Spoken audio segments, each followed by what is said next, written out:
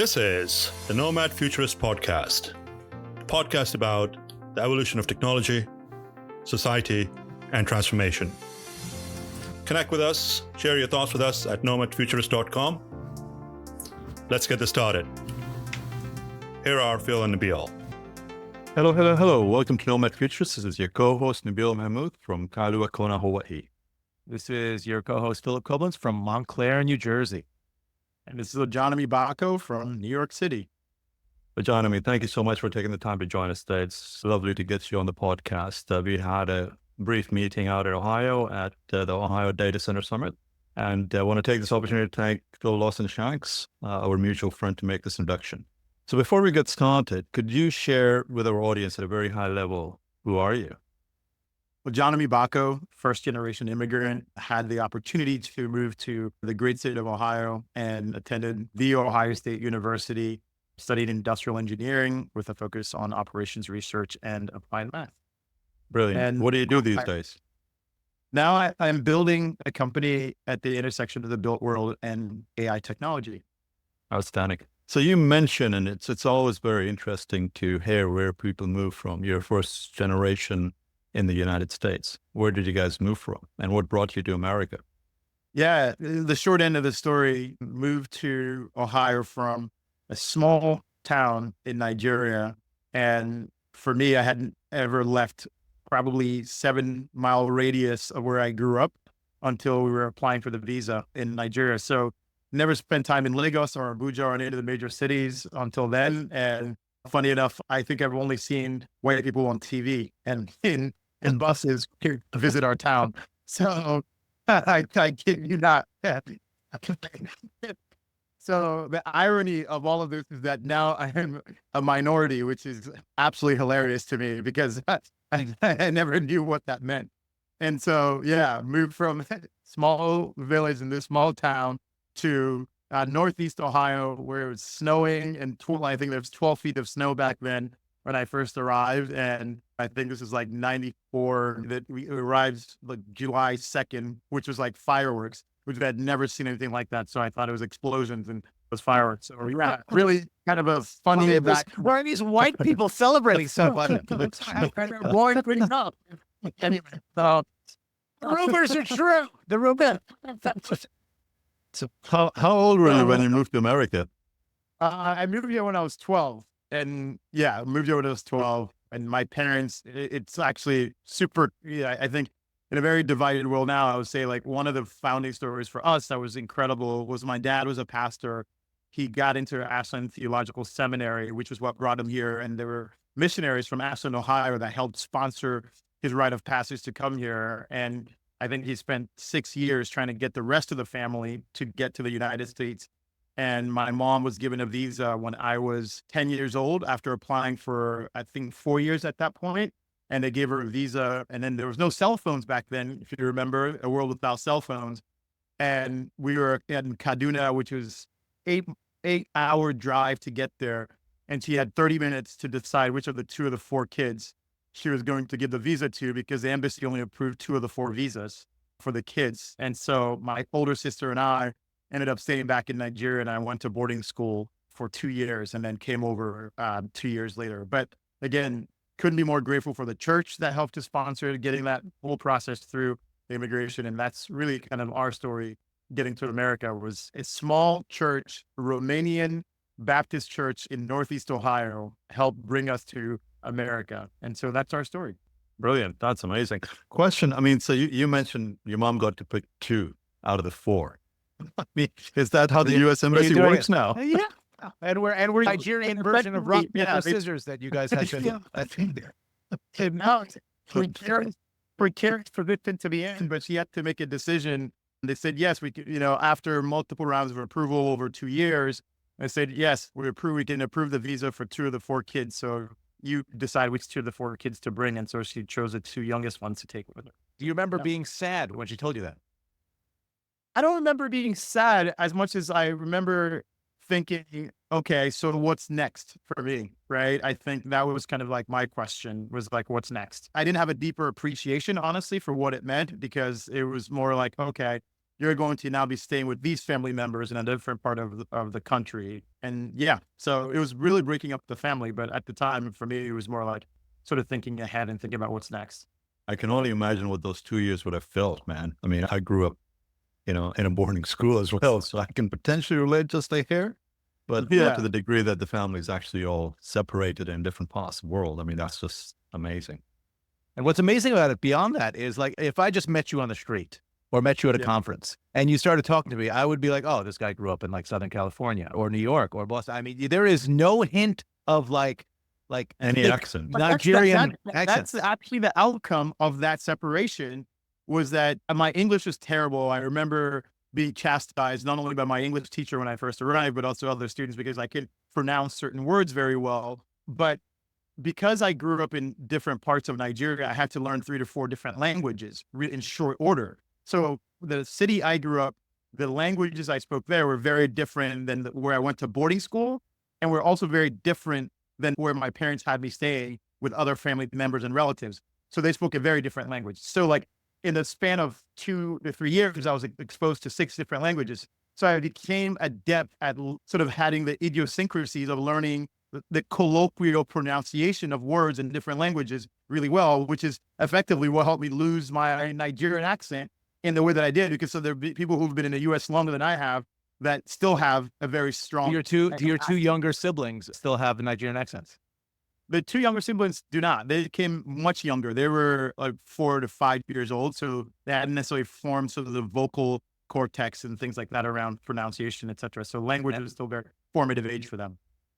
Amazing. Brilliant. One other thing I just like to inquire about. So you moved here as a 12-year-old. You see how other 12-year-olds, and particularly your younger siblings, had been here for some time. And even in an age kind of prior to the internet, what it was like growing up in Northeastern Ohio versus the experience that you had. Essentially sounds like having to become independent very early on and moving around a kind of pre-internet Nigeria before the princes were asking everyone for money. And so do you think that experience of yours kind of informed, I have to imagine it did, but informed who you became and gave you some kind of superpowers when you came here, where the American childhood may not have instilled that level of independence? Not that I'm suggesting that American parents leave their kids and choose between them and leave them on their own for a while. But... Well, what he did promise me that this would be like no other podcast I've ever been on. And so this is great, because this is like recalling things in my memory that I haven't had to recall in probably 20 years. But we didn't grow up watching TV. We didn't grow up playing Nintendo.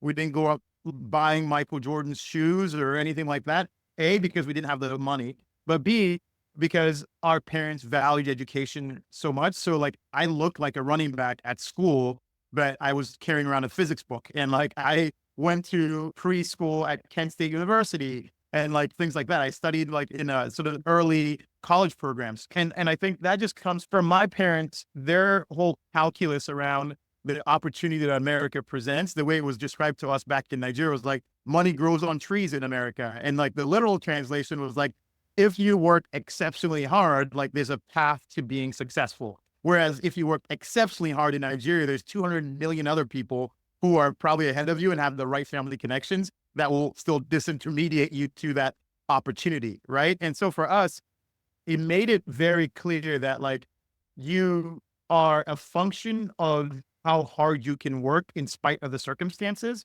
And I think that sounds sort of like something you take for granted until you see other people who are in America who have other opportunities. And I don't fault them for it. They just don't have the counterpoints of like how bad things can get, and which gives you a better inspiration for how much more you're willing to go to work hard to get the outcome you want. I have for years suggested that the secret of life is not happiness or wealth, but that the secret of life is perspective.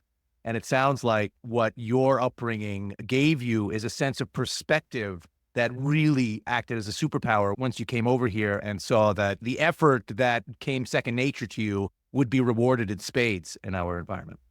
That's correct. I truly agree with that perspective.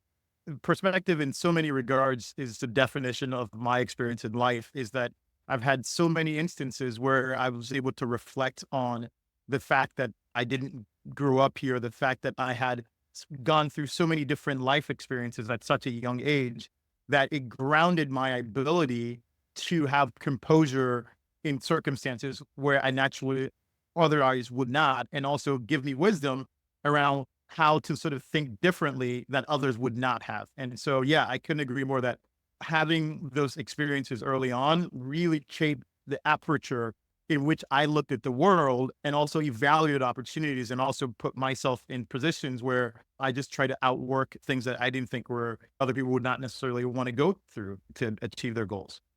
So how is it for the other three siblings, or how has it been for the other three? I think that we sort of typify the traditional story of immigrant families insofar as everyone has taken the opportunity and run with it in so many different regards. And when I look at my siblings, they're all successful in their own right, in their own sort of verticals, right? My elder sister, really leaned into her abilities to like use her visual creativeness to like, one, she got a master's in science and computer science, worked at Chase, and now is a full-time developer, architect, my first business partner in starting our construction business. And she's like the chief design architect and general contractor in that business. And it's just such a wonderful thing to see the creations that she's brought to life that have reshaped neighborhoods in up and coming areas of Columbus where we grew up. And that's a skill that she didn't learn in school. That's a skill that she created. And it's really good affirmation of like the desire and the propensity to work hard. My sister, who's a year younger than me, had the opportunities to go. I work at incredible institutions. He runs the Faster Cure Institute for Mike Milken today, and has testified in front of Congress about the future of cancer research, and has an incredible platform, after she went to school at Kennedy School of Government, to like really shape policy around the future of healthcare in America at a grand scale. And so again, that's just a testament to going from a small village in Nigeria to going to Harvard to then running Faster Cures for Mike Milken. And then my younger sister worked at JP Morgan Chase in a capacity that supports the executive team there around multi-language translation and global support for the leadership team. So everyone has really leaned into the platform ahead of them and made the most of the opportunities that they had being here in America. Brilliant. Well, that's an amazing story. And I think what you shared is just impeccable. Like if you don't know how the other world is, you don't appreciate what you've got. You've kind of convinced me to move my kids to Nigeria. I think you should, Phil. Send them over. Growing them by growing them up in this culture where they get everything they want, but trying to say you got to do this and you do that, but they look at you with that little face and you just give them whatever the hell they want. Yeah. So it's really about the appreciation. So growing up certainly sounded like a very interesting career in school as well. How did you end up picking industrial engineering as the subject of choice? It's funny because I actually wanted to be an aeronautical engineer, and I have bad eyesight. And so my eyesight wasn't good enough because I really wanted to fly planes growing up. I love aviation. I grew up not too far from Wright-Patterson Air Force Base, SR-71s, my favorite plane of all time. I could spend 2 days just studying, reviewing, looking at the SR-71. And that was my dream, was to become an aeronautical engineer. So I did start out with an aeronautical engineering background. I wanted to fly F-16s, F-18s, and be in the Air Force, and took the test and didn't quite get there. But industrial engineering was actually, it's something I discovered while going through the sort of the rotational program. And I thought it was a perfect blend of both business acumen, but also engineering discipline and rigor, with a focus of like around operations research and process improvement. So yeah, that's how I ended up there. So you got done with college. What's next? What did you do? Yeah, I had the opportunity to move to New York to work for Accenture in their capital markets group. And consulting is another one of those sort of like, it gives you a broad exposure to multiple different industries and opportunities in terms of career. And so, yeah, I had a great time there, met some really incredible people, but also got the opportunity to leave the small Ohio world to go to New York. I went to New York, it's ironic. I went to New York September 9th, 2001. And I got the opportunity through a good friend of mine in college, our Azriel, who's like, we got to go to New York. I know my cousin lives there. So we literally got there in college, very little money. So we took up subways everywhere to every extreme of New York. Actually fell asleep, both of us on each other's shoulders. And we're like, Rutgers Island or something like that. We're like, how did we end up at this far extreme of the subway? And then You ended up in Rikers Island within one day of coming to New York, which yeah, was also within one day of September 11th. yeah. And so we went and we literally took like, I got to go find the picture. So I had like a disposable camera. So we're taking all these pictures, and I was the last flight that arrived in Columbus from New York LaGuardia that day. We flew in front of the Twin Towers that morning of September 11th and arrived in Columbus, Ohio. I think it was like a 7 a.m. flight. And we arrived in Columbus around 8:30. And by the time I'd gotten to the airport, I'm seeing military trucks come towards us at the Columbus airport. And I'm getting calls. I still remember today. I had this flip cell phone, and I'm getting calls from like some classmates who knew I was going to New York, and they're like, "Are you okay?" And I'm like, "Why do I have so many missed calls?" And by the time I get home to my house in Columbus, like we are seeing the second plane flash into the Twin Towers. Wow. So insane story. Yeah, That's crazy. And you still decided to move back to New York. of course. I just think to me, New York is the essence of the American dream. There's just everything there. There's absolute chaos. There's absolute beauty. It's the absolutes of everything in American culture mixed into one pot. And I just think it's an inescapable place to be. You have such a diversity of thinking, diversity of thought. If there was a renaissance that happens in America, I think it would originate in New York. I don't think other cities in America have the breadth and depth of New York. It's going to be difficult for me to argue with that. I typically like controversial guests, but yes, we beat. I think you had Phillip. Hello. What he said. The thing is, it's so much more authentic coming from you. It's so much more believable. You have a lot more credibility on the subject than me. I just accidentally grew up in New York. So yes, I have to think it's great. If I grew up or my parents had moved to Northeastern Ohio, I'd probably be like, no, you can't match the energy of Northeastern Ohio. But No one ever. You said no one ever. Exactly. Other than the pastor from the small town in Nigeria. But the energy of New York, it's something that is infectious, right? So it's difficult to compete with. And I don't necessarily know that Nabeel would disagree. He just, I think he contextualized New York with me, and look at that beautiful head of hair he has. This is what New York has done to me. So I'm not sure that I'm the best poster child. You on the other don't hand, have your hair, but it fills your heart. right. And Yeah. it moved the hair to other parts of my body where it's just inescapably growing. Look, it's incredible. It seems like the three siblings all kind of started their careers in a way that brought them to financial institutions. There were a couple of chases in there. I guess Accenture was still consulting, but it was still focused on capital markets to a certain extent, maybe early on. Is that something that was kind of reinforced? Like, what impact did your parents have once you moved in terms of the trajectory of your careers? Did they just let you do what you needed to do as long as you succeeded, or were they guiding you in a particular direction? Yeah, I mean, I think we had the broad array of options that you get as a Nigerian immigrant, which is like try to be either a doctor, a lawyer, or or engineer, right? And so I went engineer. Like, yeah, I mean, but I also like even unprompted, I would have always wanted to do engineering. I have an appreciation for math. I had appreciation for sort of the philosophy, but also engineering sort of disciplines in general. So like that was one of the things that was a draw to me. So that was a natural fit. And my youngest brother, who was born in the U.S., actually ended up studying engineering as well and following exactly. I think I know president. There's one that can be president, and I don't know anything about him yet, but I can guarantee you he would be better than anyone I've seen in terms of qualifications.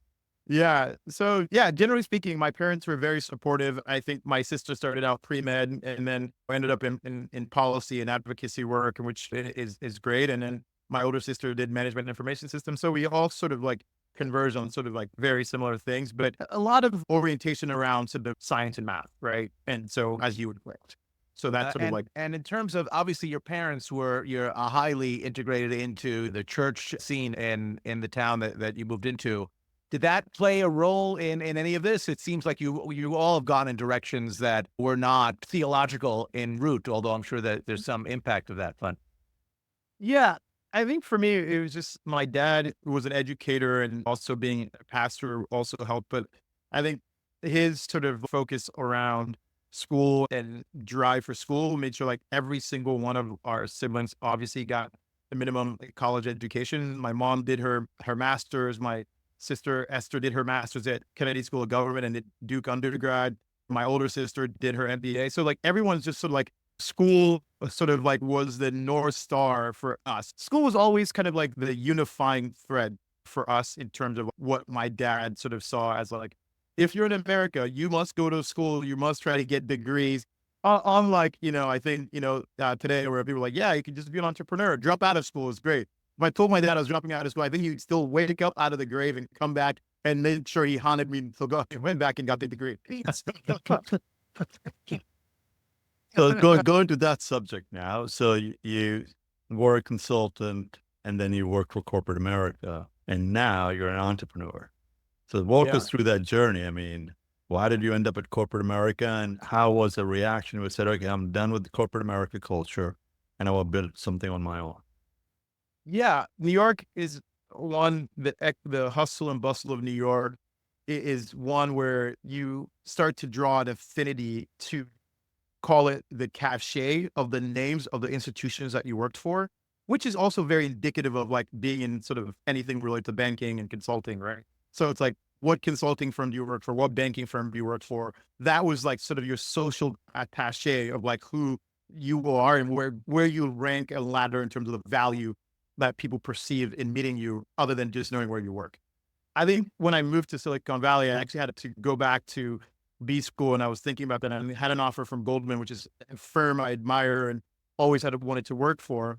And when I told the partner at Accenture, he said, what would it take for you to stay at Accenture? And for me, there was like a program called Accenture Development Partnerships, which had just launched in New York, which effectively allow you to go and work in emerging markets for non-for-profit, but you still retain your benefits and salary and a significant reduction in your salary, but you still retain benefits and employee status. So I was like, that's the only thing that would keep me. And I ended up turning on a job at Goldman to go do that because I thought, what a better way to go back and reflect and be able to also contribute, not in the limit, but while I was still pretty young. And to me, that was like probably a more formative moment for me as a person than anything else I had done up to that point, because I took that opportunity. I could have doubled my salary or I could have taken a salary reduction and gone to Africa. And I ended up taking a salary reduction and going to Africa and volunteering in over 6 different countries and really shaped sort of like my broader perspective and appreciation from a global perspective, right? So I worked in Kenya, I worked in Sierra Leone,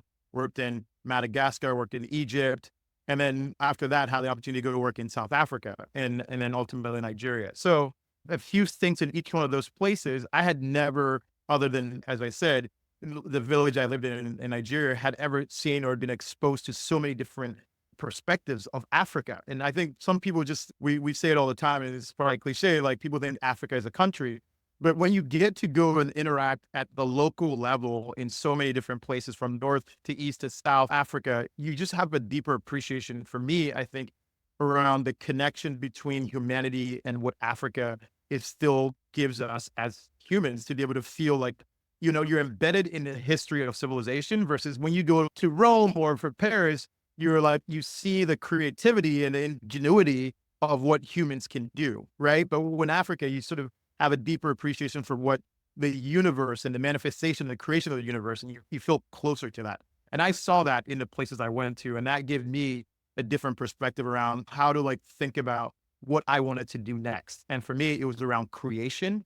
And that's how I ended up in Silicon Valley. And I really wanted to be at the forefront where things were being created from first principles versus where things were being managed or orchestrated through financial instruments or through process innovation, which is what consulting was.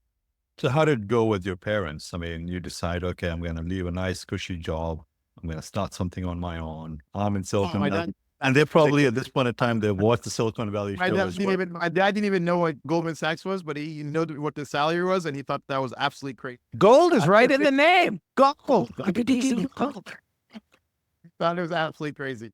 Yeah, no, I think generally speaking, though, my parents are always, and we're always supportive of the decisions that we made and kind of lead from the back versus trying to take charge and shape our direction and saying, no, it must be this or it must be that. I think I learned sort of like that servant leadership as a pastor. That's what you do, right? And then so I think my dad always had that sort of like lead from the back, sort of when you make a decision, own it, live up to it, and help you support you in any way that you can. And if you're ever going to take a risk, I mean, that you're at the age where that's what Yeah. you do, right? So Totally. it's limited fallout theoretically, but sometimes that's hard to see. At the time, look, what we have been, maybe the word preach is Well, it is doesn't a little apply too on the here, nose Bill. here, right? What we have suggested this entire time is that the younger generation needs to start recognizing that it's their lived experiences, it's their usage of technology and how they use it that is their superpower. And you can bring that to any career, particularly in and around digital infrastructure and the kind of verticals within it. And it sounds like that's something that you discovered fairly early on, which is you can either be trapped in a kind of compartmentalized structure, which is the typical kind of corporate, kind of financial role, or you can be, at the forefront, whether you refer to it as first principles or wherever, where you're having an impact in how a project is being managed or how certain technologies or certain elements of what you're involved in get deployed. And that in and of itself, it's magic that you were able to see it. It's kind of a consulting principle, right? That you take a 30,000 foot view and see how you can manipulate those things. What do you think it was that allowed you, and it sounds like your siblings, to similarly kind of be able to leverage that belief in themselves that, you don't need to have a job to be told what to do. You just need to be able to be given the exposure to an industry, and then you can inherently take a leadership role in guiding wherever you fit in. My sort of take on this is like, I do think this is a very important point because there's been so many conversations, informative conversations personally in my life that have kind of like challenged this like idea of like, how do you break norms and how do you break into verticals where you have no proxy of being in that realm? It's easy for somebody in Silicon Valley to build a company and even dream of building a company because the proxy of someone having done that is very close to them, right? Like there's a direct correlation and they can see the causality of like somebody make a decision, an action that leads to a successful outcome. So you're willing to do that. If you take it back to like the jungle analogy, if you haven't seen anyone hunt a tiger before or a lion before, you're probably not going to try to do that from first principles yourself, right? Like there's a proxy there. But I think one of the things for us is that like growing up in America, I think that like especially when I first came here, it was like inner city America, the proxy of what it takes to be successful in those environments, you had to have a lot of self-confidence and self-belief because even as motivated as I was based on everything I had said about my upbringing, I'm in rooms and in conversations with people who don't sound like me, don't look like me, and don't probably believe that I should be in those conversations or in those rooms. So you almost need like an existential belief system to propel you in the moments of self-doubt, which are a lot, right? Because it's just a normal human trait to also feel like, wait, all of these things look alike. What is the odd thing out here? Oh, you are. So like you want to blend in. You want to not necessarily stand out in a lot of those things, especially growing up, also in your career. And I think one of the things that for me, like back to your thing about perspective at the beginning, was that like I had seen the perspective of the other extreme. So whatever this other perspective is, the outcomes or the risk was always worth it. It was always worth it to push further. And that's what propelled me in those moments of doubt was like, yeah, that's tough. Could be worse. Keep going. Right. And I do think that that is a limiting factor. I mean, like, just like you could think about the 4-minute mile analogy, right? Doctors said that your heart would explode at 4-minute mile, and it was not physically, humanly possible to do that. But once the first one happened, it was a floodgate. So then over the next decade of how many more people broke the 4-minute mile. So if you don't know any founders or being in a position where you're like an entrepreneur or seeing other entrepreneurs, like probably not going to be from first principles. Like, yeah, I want to leave a cushy job and go be an entrepreneur. Right. So I think for me, the transition to Silicon Valley was sort of the genesis of like, I can actually go and create, because it still took some time to make that transition. And going to Africa, I was like, yes, I certainly want to be able to create. I think that there's a genuine human desire in all of us to do something that transcends our capabilities. And for me, it was like being in a place where that seems possible is the first logical next step for me to do that.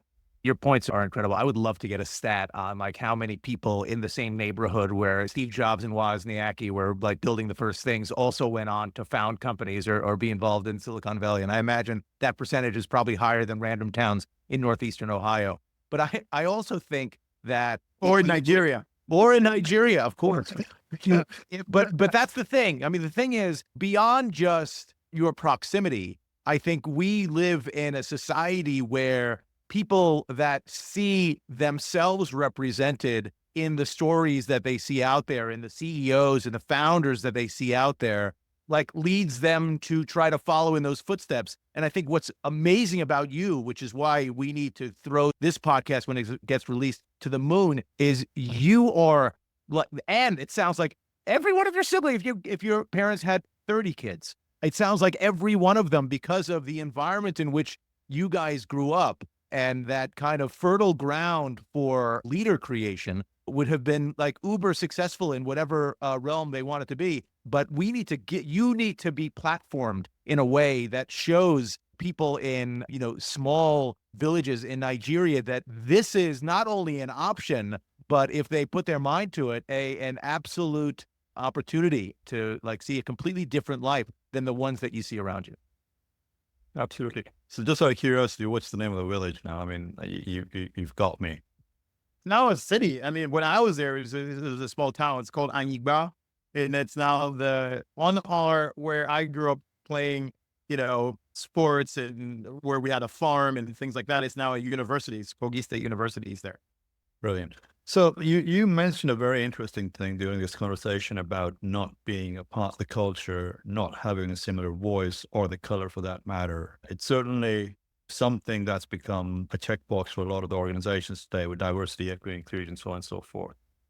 And from what I'm hearing is that there had been that struggle, personally and professionally. How have you actually overcome that? Or what would you tell people that are not from this part of the world to feel comfortable, confident, and be them?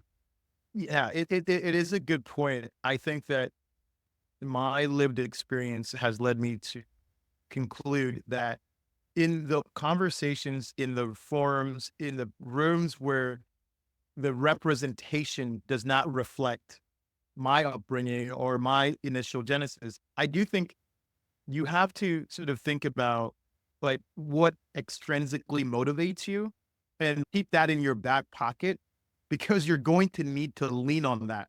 Because as humans, we have an affinity to what feels familiar just from an evolutionary perspective, right? It's not like a racist or sort of like anything perspective. It's just like people kind of like things that are a natural order of like the things that they're used to. It's a formative thing from like our prehistorical ancestors who were like, that looks like an animal that doesn't look like me. I'm going to stay away from it, like from a defensive perspective and from a protections perspective. And I think we haven't separated and distinguished ourselves from all of those things. Innately, it's built into our DNA. And so it's not something that we can easily extrapolate from.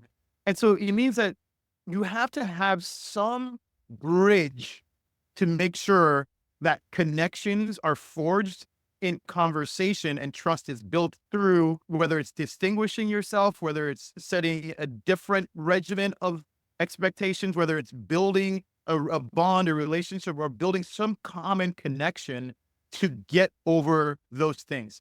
And it takes time, it takes relationships, it takes trust, it takes so many other factors that are almost like existential, or the right word is like, they're almost like the unspoken norms that people are looking for, that are almost like the either perception, visual cues of like how you sort of bridge that gap to get comfortable to either want to work with you, do something with you, invest in you, partner with you, support you, advocate for you, all the other things, right? There's like the intangibles, right? All of those intangibles.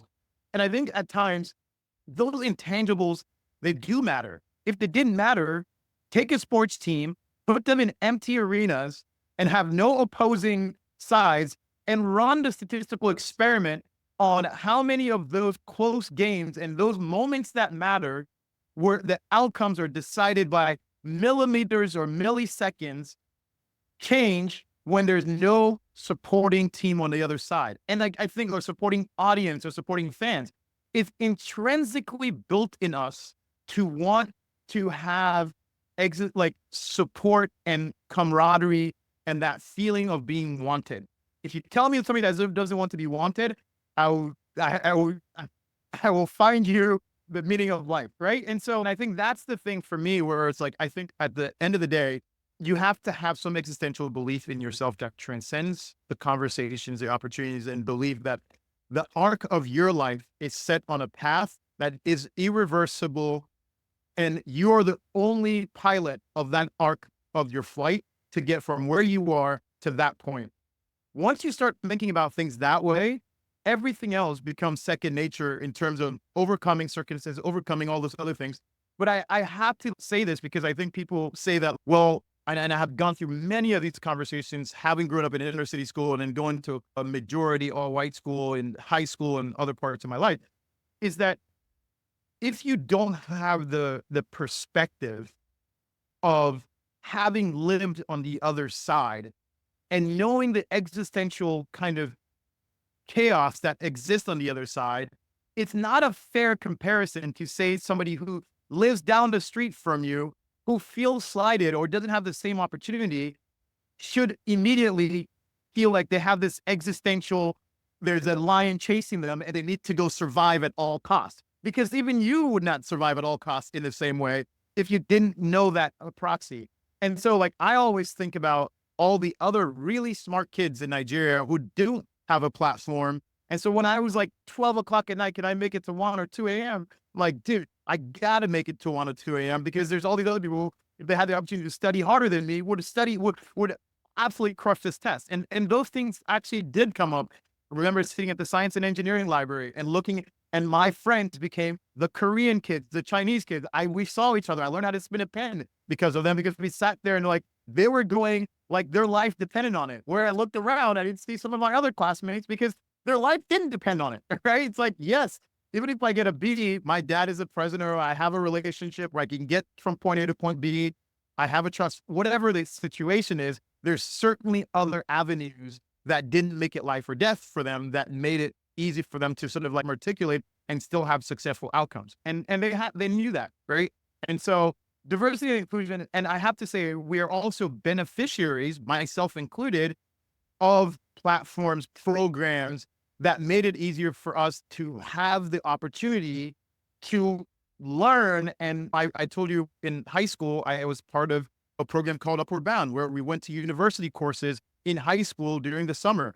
Is it awesome to go to high school, even high school, to go to college classes during the summer? No, I loved it though, because it was a platform to get ahead. And my parents supported it. And so those programs, whether you call it D&E or et cetera, those programs, you can look at the correlation between the kids that went through those programs and the propensity and the likelihood of those kids actually making it through college, because they have been in that room before. They have studied before. They know what it takes to work hard. And it's like Kobe says, like, I'm successful because of how hard I work at practice. And that's the opportunities that we saw, is like going through those programs. This was a repetition of what we have done over the summers in those classrooms. So that's what I would say. Does diversity and inclusion not need to exist? Absolutely not. Is it the solution? Absolutely not. You make a couple of great points, right? I mean, I think a part of it is exposure. If you accept personally mediocrity to be acceptable, then that's where you're going to end up. If you do not have that self-belief and confidence in yourself, that you feel that you're different and that's your weakness, you're not going to be able to sit in the board meetings, and you're not going to be able to converse like the way you are, right? So it's a personal acceptance and that confidence as well, that I'm good enough, if not better, and I've got that potential and the desire to move forward and faster and work harder and produce better results or better products and services, then I'll do better than others. So it's more personal driven as well. I think for me, and sorry to interject here, I think the summation of what I just said is that one, you have to have the belief. And if you look at the world-class athletes, I'm a huge golfer. I followed Tiger Woods since 96, and golf has had a formative moment in my life as well, is that at the end of the day, if you believe in having the right to compete, not win, the right to compete. And if you make that universal, that you have the right to compete, and then you believe in yourself that you have the right to compete, you're going to get people with better outcomes. And for me, what I always believed when I looked around the room was I have a right to compete. And that right to compete meant that I was going to give it everything I had to compete at the highest level. And you always want that opportunity. Every great athlete doesn't want to win. They want a right to compete. And the thing that they look at the end of the day when they're successful is that I competed, I put my heart into it, I worked at the hardest, at the highest level, and I compete at the highest level on my own accord. And that's a human trait for anyone who wants to be successful. And you can't separate that from America or any other place in the world. The right to compete is, I think, the common denominator, and giving people the platform and the access such that you're competing on equal footing. Man, that's the American dream.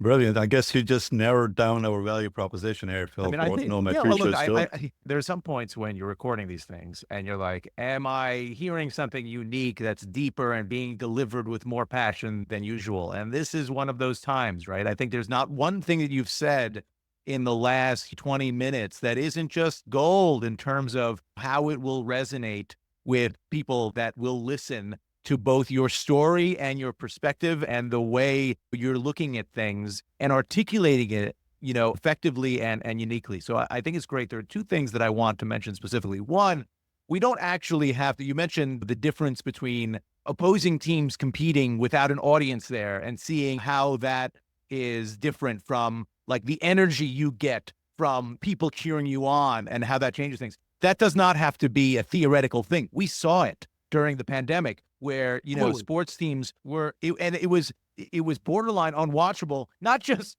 for us, because it's just, there just seems to be something missing, but for the athletes. I mean, the athletes themselves, whether it's tennis or professional wrestling or whatever, it didn't make any sense anymore. It's like what they were doing was like, all of a sudden, it's like when you're dancing in front of the mirror and you're like, wait a minute, what am I doing? It just doesn't, I love it, but that's only because I would never dance in front of anyone else. The thread I was trying to pull through there, though, and I just want to make sure this isn't lost on the audience, is that take two people with two different backgrounds. Johnny goes home. His dad tells him, I had a busy day at the law firm today. How was law school? Oh, yeah, I remember those classes. Oh, my God. Yes, that professor, the humanities track, totally totally get it. X, Y, and Z, right? And you have another kid that goes home and he's having a conversation and he's dealing with mom yelling about paying rent, school, everything, existential life issues, right? And not necessarily school related or thinking about what that thing looks like. And Johnny, on the other hand, his dad was a lawyer. His grandparents were lawyers, and people were calling and saying, hey, you're going to get through it. I know what it feels like to be at this point in your journey. And I know what the other side feels like. Keep going. The other person is like, you are inundated with completely related. They have no way to relate to your struggle and where you're going through. And so you can see those two people, one sort of saying it's both hard. They're both going through the same humanities class, call it a Harvard or Cal or wherever the school they're going to. But one person knows that at the end of this, I know how to get there. And there's a path that other people that have before me have gone through that leads to a successful outcome on the other side. And I think having that audience and having that support system that sort of shapes and nurtures and supports them makes it that much more attainable, right? Yes, the other person can and will surmount some of those obstacles, but as a betting person, I'm betting that there's, statistically speaking, not many of those people have a higher propensity to be successful, to get to that other outcome and to the other side unscathed by a function of the chaos of the environments that they're subjected to that they have to overcome. And so I'm just sort of advocating for the fact that, like, when I'm saying that we sit in those boardrooms or we sit in these conversations and we're looking for allies, it's like you're almost looking for a champion who's saying, Ojonimi, I was here at this position as a X person. I know what it feels like to go through the rites of passage from here to the next step in your career, in your trajectory. I keep at it. I'm going to be supportive. Versus somebody saying, I don't even know why this guy is here. Does he deserve to be here? Is he just a DNY hire? So on and so on and so on. And they don't have that support system to really kind of like, and so you have to have this sort of other backbone and existential belief that has to be germane to your core that is unbreakable, right? It sounds like there's one element that's clearly perspective, which is a superpower, and there's another element of it that doesn't get talked about enough in corporate America or as a characteristic that breeds success, which is empathy, like understanding other people's experiences and not just falling for the same adage that we are taught as kids, that the grass is always greener on the other side. You know what? There may be no grass on the other side. The other side might be dreaming of having grass, which doesn't fit on a bumper sticker. As we bring this thing to a close, I could do this forever. I could do this for the rest of the day, honestly. I guess the question that we always try to round out with is, if you were to look at your experiences growing up and you could tell your younger self, change something or tell your younger self something that you think would help have made this journey easier or better, et cetera, what do you think that'd be? One thing that I would reflect on, and this is a characteristic of my dad that I've loved the most. We came to America and he was a pastor of a Romanian Baptist church. Just think about how absurd that sounds, right? Somebody from Africa coming to Northeast Ohio to be the pastor of a Romanian Baptist church, right? So it really doesn't get any more unique than that. He had one quality that I think I will always hold in high regard. He had the ability to make you feel wanted, trusted, and loved and understood in the way that you wanted to be understood better than anyone else I've ever seen in the shortest amount of time I've ever seen. And I think that just comes from like a genuine, from a place of authenticity, how he treated everyone.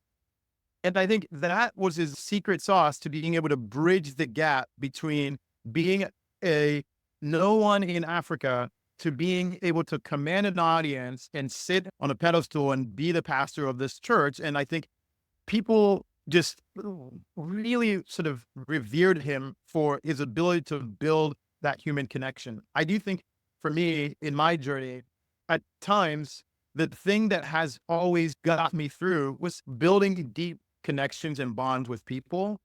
And I would say I continue to want to get better and do that. But I also think that is acknowledging the people who paved the way to make these things happen and showing that gratitude of the opportunity. I don't take anything for granted. I think we talk about on my team internally about being humble and hungry. And I still have that humility of where I started. And I still have the hunger of where I want to go. And if I could go back and tell my younger self anything, is build deep relationships, don't burn bridges, be grateful for the opportunities you have, and work harder than everyone else, and always be grateful for the opportunity to work. And that part, my team will tell you, or everything will tell you, we're grateful for the opportunity to compete. And that's the one common thread I would say in my sort of closing here is, as a founder, you have two experiences. And this is Mark Anderson who's talked about this. You'll ever experience two emotions, euphoria and terror. And I find that lack of sleep enhances both. And that's how I feel all the time. And I think for me, in the moments of despair, it's great to be able to have friends to reach out to that don't necessarily need to know what's going on, but are supportive and there and anchors of wanting to help me be successful in every regard, and couldn't be more grateful for those people. So brilliant. Yeah. I mean, as you say it, the Ted Lassoism comes into my mind over and over again about be curious, not judgmental. This has been amazing. Thank you so much for joining us. Thank you.